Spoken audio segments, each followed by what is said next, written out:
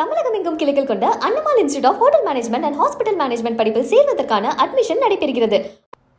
திருவள்ளூரில் சிறுமி பாலியல் வழக்கில் தொடர்புடைய நபர் போல் இருப்பதாக ஒருவரை பிடித்து விசாரணை நடத்தியதில் அவர் குற்றவாளி இல்லை என போலீசார் தெரிவித்துள்ளனர்.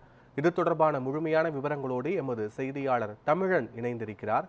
வணக்கம் தமிழன். இந்த குற்ற செயல் நடைபெற்று 13 நாட்களுக்கு பிறகு தற்போது ஒருவரை விசாரணை நடத்தியிருக்கிறார்கள். அதிலும் அவர் குற்றவாளி இல்லை என்பது தெரிய வந்திருக்கிறது. கள நிலவரங்கள் என்ன? நிச்சயமாக பார்க்கலாம் பத்மநாதன். ஆரம்பாக்கத்தில் சிறுமி பாலியல் வன்கொடுமை வழக்கில் 13 நாட்கள் ஆகியும் குற்றவாளியை நெருங்க முடியாமல் திக்குமுக்காடும் தனிப்படை போலீசார்.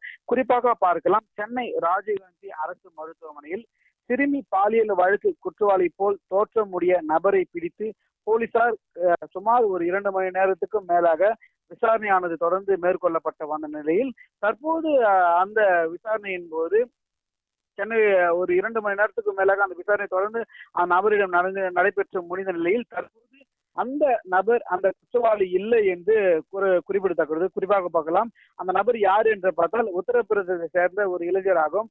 அதே முகம் சாயல் போல் இருந்ததால் அந்த நபரிடம் விசாரணையானது நடைபெற்று வந்த நிலையில் தற்போது காவல்துறையினர் அதிகாரப்பூர்வமாக அவர் இல்லை என்று விசாரணையானது மேற்கொள்ளப்பட்டு முடிந்து உள்ளது. பத்மநாதன்,